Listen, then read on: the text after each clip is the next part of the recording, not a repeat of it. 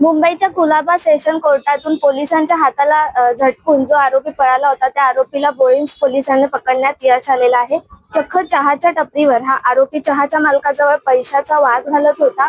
याच दरम्यान बोळिंज पोलिसांच्या मार्शल टीमने याला ताब्यात घेतले. या दरम्यान आरोपीवर 20हून अधिक गुन्हे दाखल आहेत. आरोपीला 4 वेळा तडीपार करण्यात आले असून त्याच्यावर विविध पोस्ट अंतर्गत गुन्हे दाखल आहेत.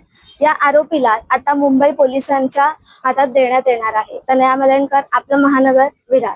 आज सकाळी 9च्या सुमारास साधारणतः बोळिंज पोलीस स्टेशनच्या हद्दीमध्ये जे महानगरपालिकेचे प्रभाग समिती कार्यालय आहे त्याच्या समोर एक चहाची टपरी आहे. त्या ठिकाणी एक व्यक्ती गोंधळ घालत असल्याबाबतचे आमचे जे पेट्रोलिंग करणारे बीट मार्शल आहेत यांना ज्यावेळेस ते दिसलं तर त्यांनी तात्काळ तिथे हस्तक्षेप करून त्या व्यक्तीला बाजूला केलं.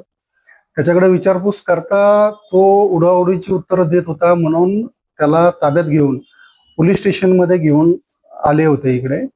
आणि इथे आणल्यानंतर आमचे वरिष्ठ पोलीस निरीक्षक प्रकाश कावळे आणि आमचे PSI नवनाथ कदम जे आहेत तर यांनी त्याच्याकडे विचारपूस केली. विचारपूस करताना सुरुवातीला तो त्याचं नाव गाव किंवा कुठल्याही प्रकारची ओळख सांगत नव्हता. मग त्याच्याकडे अधिक विश्वासात घेऊन आणि कौशल्यपूर्ण विचारपूस केल्यानंतर त्यांनी त्याचं जे नाव सांगितलं ते नाव हरिसर अँथनी जोसेफ हा मुंबई येथील राहणारा एक क्रॉफर्ड मार्केटचा आहे. त्यामध्ये त्याचं नावावरून रेकॉर्ड तपासण्यात आलं.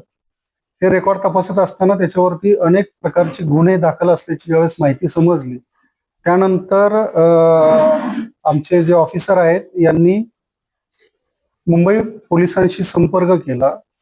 ते संपर्क केल्यानंतर 7 तारखेला एक आरोपी हा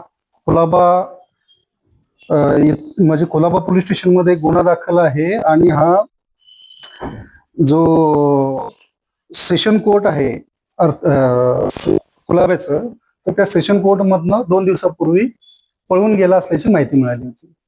मग यावरून मुंबई पोलिसांनी त्याच्या शोधासाठी सर्वत्र ज्या सूचना पाठवल्या होत्या किंवा जे सर्वत्र माहिती त्याची वितरित केली होती त्या माहितीची आम्ही खातरजमा केली आणि मुंबई पोलिसांकडे त्याला व्हिडिओ कॉल करून आणि त्याचे फोटोग्राफ पाठवून तो व्यक्ती पळून गेलेला व्यक्तीच आहे याबद्दल खातरजमा करण्यात आली आणि त्या व्यक्तीला ताब्यात घेऊन मुंबई पोलिसांना तसं सूचना देण्यात आलेली आहे.